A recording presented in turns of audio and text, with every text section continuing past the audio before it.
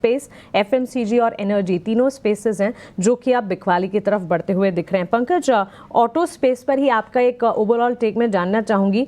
Inventory level surge का एक concern है जो कि ऑटो सेक्टर देख रहा है।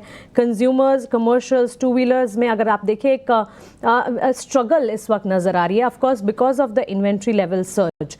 क्या आपको लगता है कि डिस्काउंटिंग एक रैशनल अप्रोच है, क्योंकि इन दिनों हम ये भी खबरें देख रहे हैं और आने वाले दिनों में भी ऑटो स्पेस या ऑटो इंडस्ट्री में एक डिस्काउंटिंग का सिनेरियो जो है वो नजर आता हुआ दिखेगा।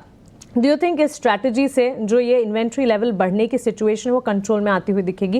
एंड ओवरऑल ऑटो एंसिलरी पर आपका आउटलुक? देखिए, ऑटो में दो तीन सेगमेंट हैं जो कि अच्छे लगते हैं। एक तो ट्रैक्टर सेगमेंट में नेगेटिव ग्रोथ एक्सपेक्टेड था फर्स्ट हाफ में, बट पूरे साल में ओवरऑल जो कमेंट्री रिवाइज हुई है वो करीब मिड सिंगल डिजिट की है। तो सेकेंड हाफ में आपके जो ट्रैक्टर सेल्स अच्छे आने की उम्मीद है। आई थिंक पैसेंजर व्हीकल में बहुत सेलेक्टिव होना पड़ेगा, बिकॉज आई थिंक एक यूटिलिटी व्हीकल ही एक ऐसा सेगमेंट है जहां पे ग्रोथ के अच्छे आने के चांसेस हैं।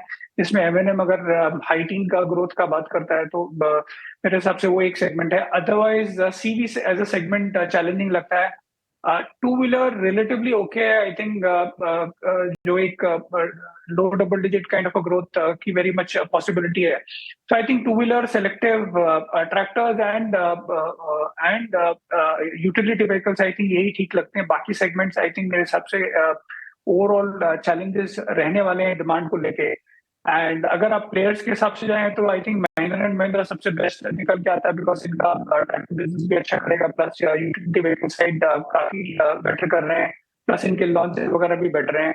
आई थिंक टू व्हीलर में प्रीमियमाइजेशन के हिसाब से अगर आप देखें तो मेरे हिसाब से आइशर मोटर स्टैंड आउट करता है। इनके भी लॉन्चेस अभी रिसेंट में काफी रहे, हालांकि ये क्वार्टर के नंबर एटलीस्ट मार्जिन वाइज थोड़े सॉफ्ट थे, बट ओवरऑल जो इनका वॉल्यूम ग्रोथ है वो हाई सिंगल डिजिट में रहेगा। तो मेरे हिसाब से एक दूसरी कंपनी है जो कि रिलेटिवली अच्छा करना चाहिए। तो मेरे हिसाब से ये दो ही पिक है मेरे ऑटो में इस वक्त।